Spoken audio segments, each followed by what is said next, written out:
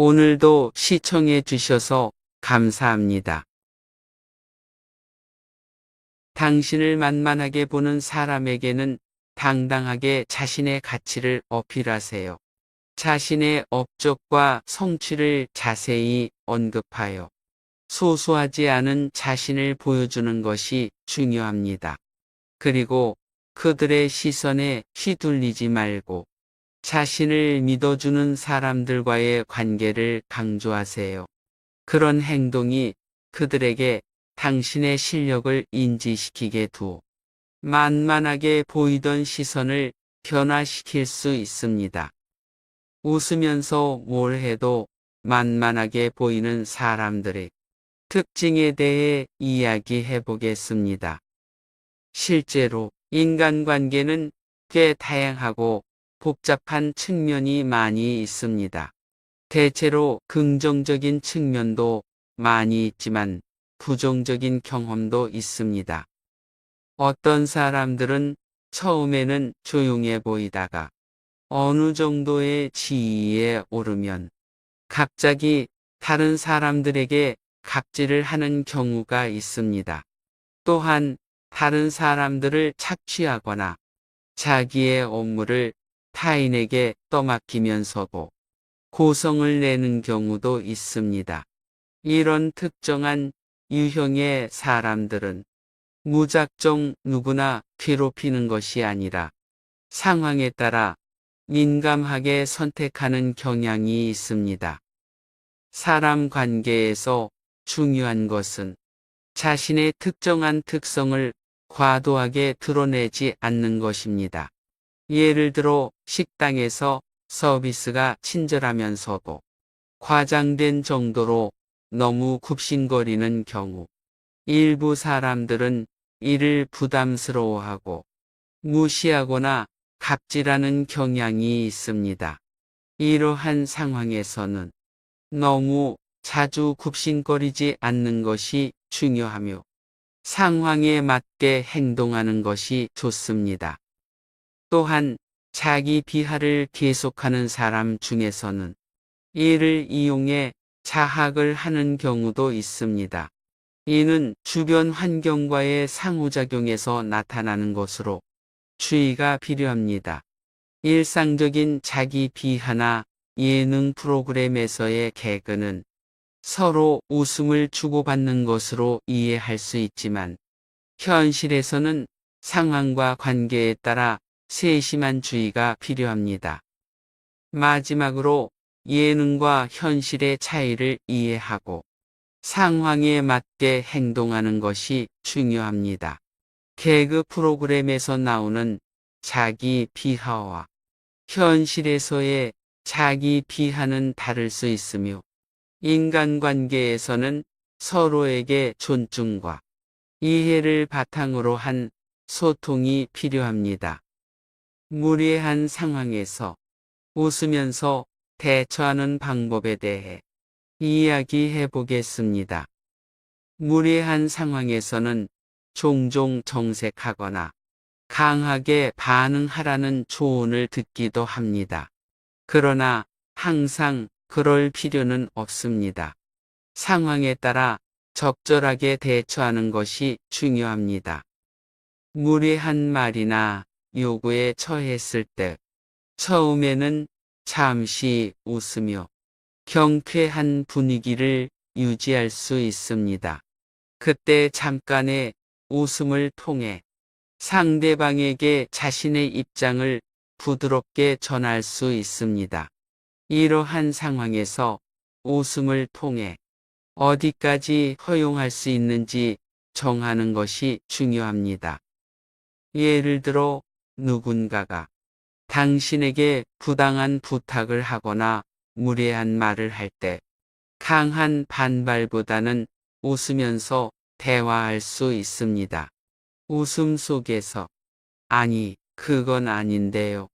저는 손님이니 좀 더 대접받고 싶어요와 같은 식으로 부드럽게 응답할 수 있습니다. 이렇게 상황에 따라 자신의 목소리를 내면서 웃음을 유지하면 상대방도 당황할 것이며 논리적인 대화의 여지를 열 수 있습니다. 여러분 중에는 자신의 여유로운 상태에서 돈이 많아 밥을 사도 괜찮다고 생각하시는 분들도 있을 것입니다. 하지만 이런 경우에도 웃으면서 자발적으로 행동하는 것이 중요합니다. 돈이 많아서 사도 좋지만 오늘은 초대받은 손님이니 한 번 얻어먹어도 될 것 같아요. 다음에는 제가 사겠습니다와 같은 자세로 상황을 유연하게 대처할 수 있습니다. 자발적이고 유연한 태도는 자신을 단단하게 지키고 다양한 상황에 대처할 수 있는 능력을 키울 수 있습니다. 만만하게 보이지 않는 언어, 행동에 대해 이야기하겠습니다. 실제로 성격적인 면에서의 어려움을 겪고 계신 분들이 계십니다. 몇몇은 착취적이거나 무시하는 행동을 즐기기도 합니다. 이런 행동들은 그들이 순수한 즐거움을 찾기 위해 채택하는 경우도 있습니다. 그러나 다른 사람과의 상호작용에서 특정한 행동 양식이나 태도가 오만해 보일 수 있습니다. 예를 들면 손을 내밀어 악수를 할 때에도 손을 딱 잡는 것이 아니라 딱 건성으로 내밀거나 90도로 인사를 할 때에는 상대방은 대꾸 없이 지나가는 경우가 있습니다. 이러한 상황에서는 상대방의 행동에 맞춰 자신도 동일하게 대응하는 것이 좋습니다. 만약 상대방이 인사를 하지 않거나 무미건조한 태도를 보인다면 자신도 동일하게 90도로 인사를 하지 않고 일반적인 인사말로 대응하면 됩니다. 계속해서 그런 태도를 보인다면 과도한 대응이나 부탁을 받아들일 필요는 없습니다. 무슨 일이든 두려움 없이 거절할 수 있는 자세를 유지하실 필요가 있습니다. 자신의 경험이 그런 상황에서 계속해서 손해를 입는다면 상황에 맞춰 적절하게 대응하는 것도 중요합니다.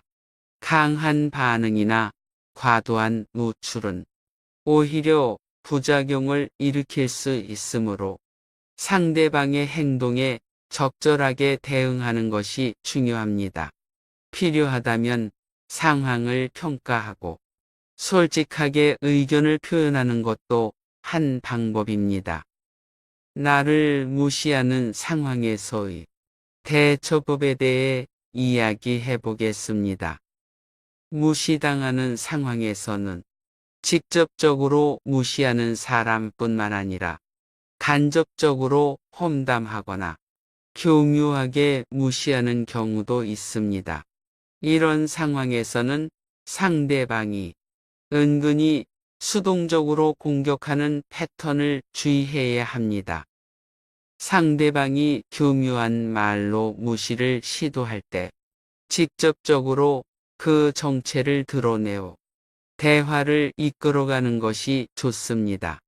상대방이 험담을 할 때 직접적으로 눈을 마주치며 옷이 좀 그러다니요? 와 같은 질문에 대해 직접 응답하는 것은 상황을 명확하게 드러낼 수 있는 방법 중 하나입니다. 상대방이 질문을 통해 나를 교묘하게 무시하려 할 때에는 그 질문에 대답하지 않고 상대방의 의도를 파악하여 비춰주는 것이 중요합니다. 자기를 깎아내리려고 하는 경우에는 상대방의 의도를 명확하게 드러내어 얽히지 않도록 해야 합니다. 상대방의 말에 휘둘리거나 너무 강한 반응을 보이지 않도록 주의해야 합니다. 화를 내거나 소리를 지르는 대신 상황을 냉정하게 평가하고 적절한 대응을 취하는 것이 중요합니다. 초반에는 상대방의 의도를 파악하고 간단하게 대응하는 것이 좋습니다. 상대방의 질문에 대답하지 않고 상대방의 의도를 비춰주는 것은 사람 간의 관계에서 중요한 대응 방식 중 하나입니다. 착하면서도 만만하지 않은 사람들의 특징에 대해 이야기해 보겠습니다. 먼저 사람은 두 가지 모습을 갖고 있다고 생각합니다. 외적인 모습과 내적 측면이 그 중요한 부분입니다. 처음 만날 때는 주로 외적인 특징이 부각되어 나타납니다. 멋지고 훌륭한 면이 강조되는 경우가 많습니다. 그러나 사람을 더 알아갈수록 그의 내면을 발견할 수 있습니다. 특히 내면이 긍정적인 사람들은 자기 자신을 긍정적으로 수용하고 인정할 수 있는 자아를 갖추고 있습니다.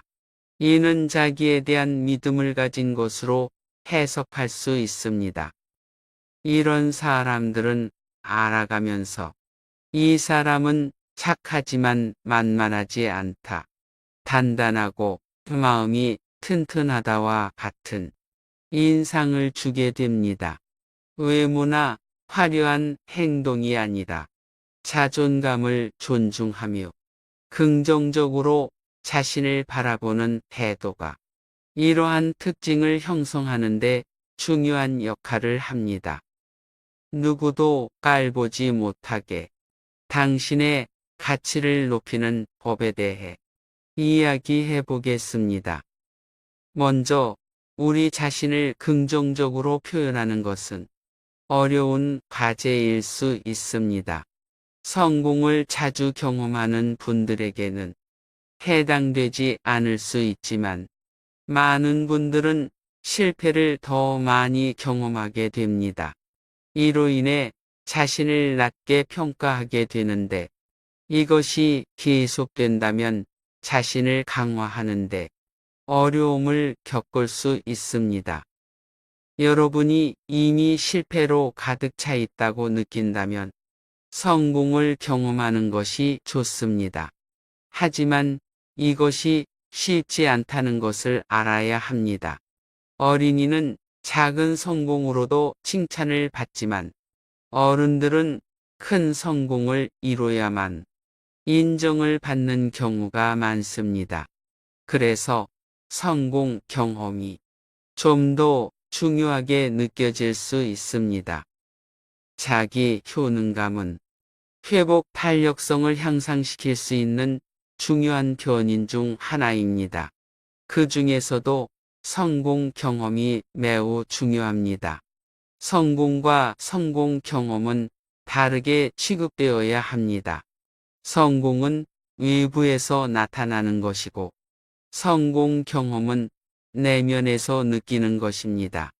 따라서 내적인 측면과 감정적인 부분을 중시해야 합니다.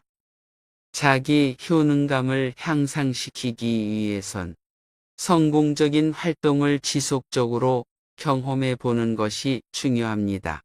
다이어리를 활용하여 목표를 세우고 이를 이루는 경험을 쌓아보세요. 예를 들어 아침에 일어나기, 건강한 습관을 유지하기 등을 목표로 세워보세요. 하루 전날에 자기 목표에 대한 의지를 다지고 다음 날 그 목표를 이루면 성공 경험을 얻을 수 있을 것입니다. 첫 번째로 간단하고 짧게 계획을 합니다. 예를 들어 내가 건강한 몸을 갖고 만보를 걷고 30분을 뛰는 것은 어려운 일입니다. 100% 실패라고 말할 수 있습니다.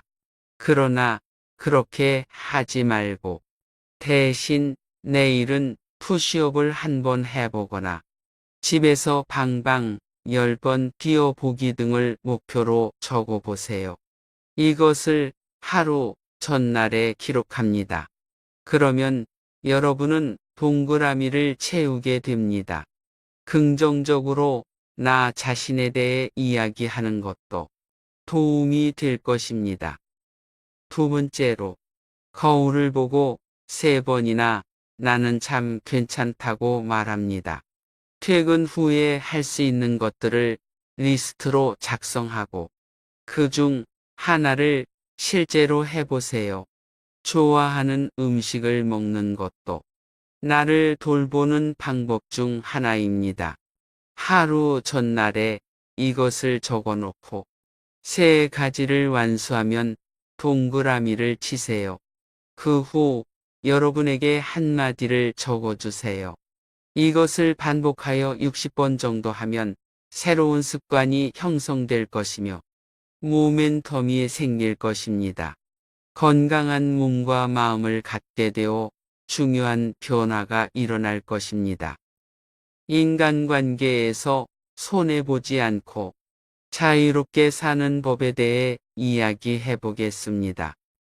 우선 다수의 여러분 중에는 다정하고 사람들과 잘 지내는 분들이 있을 것으로 생각됩니다. 이러한 측면은 인간관계에서 매우 소중한 자원이라고 생각합니다. 그러나 이것은 마치 물과 같은 것이라 할 수 있습니다. 물이라 하더라도 적절한 그릇이 있어야 담길 수 있습니다. 따라서 나 자신을 지키고 보호할 수 있는 지혜가 필요하다고 생각됩니다. 나는 다정한 행동이 필요한 상황에서 충분히 다정하게 행동할 수 있지만 다른 사람이 나의 존엄성을 훼손하려고 하거나 나에게 무리한 것을 떠맡기려 할 때는 조심해야 합니다. 예를 들어, 이 보고서를 누가 할래요? 라는 상황에서 이미 많이 한 상황이라면 굳이 손을 들어 자신이 할 것이라고 말하기보다는 다른 팀원들에게 기회를 주는 것이 좋습니다. 이렇게 상황에 휩쓸리지 말고 필요 이상으로 자발적으로 일에 참여하지 않도록 하세요. 누군가가 어떤 일을 떠맡기려 할 때 나는 충분히 할 수 있음에도 불구하고 수동적으로 끌려 들어가지 않는 것이 중요합니다. 내가 할 수 있는 범위 안에서 적절한 경계를 설정하고 그 바운더리를 지켜가면서 다정한 태도를 유지하는 것이 인간관계에서 중요하다고 생각합니다. 불현듯 소외받는 느낌이 들 때 이렇게 대처해 보세요. 실제로 많은 분들께 상담을 통해 내적인 이야기를 들어왔습니다. 이때 많은 분들 중에서도 좋은 특성을 가진 분들이 나쁜 관계에 휩쓸려 고통을 겪는 경우를 많이 목격했습니다. 내가 얽히게 되면 그 사람이 모든 것처럼 느껴지고 상실하게 되면 모든 것을 잃게 될 것 같다는 느낌이 들어서 그 사람과의 거리를 두기 어렵다는 것이죠. 그러나 사실 내가 나아지려면 때로는 그 사람을 보내줘야 합니다. 너무 가까이 있으면 착취당하면서도 놓지 못하는 상황에 놓일 수 있습니다. 그 사람과 거리를 두면 그 공간에 다른 사람들이 들어올 수 있게 됩니다. 여러분의 관계를 원으로 생각해 보면 첫 번째 원은 나에게 정말 소중한 사람들, 두 번째는 친하게 지낼 수 있는 사람들, 세 번째는 대면하게 지나가는 사람들로 구성되어 있다고 생각해 봅시다. 정말 소중한 사람들 중에서 내게 피해를 주고 힘들게 하는 사람이 있다면 그 사람을 멀리하고 그 공간에 다른 사람을 대입하는 지혜가 필요합니다. 똥차가 가야 새 차가 올 수 있다는 말처럼 때로는 이러한 지혜가 필요할 수 있습니다. 감사합니다.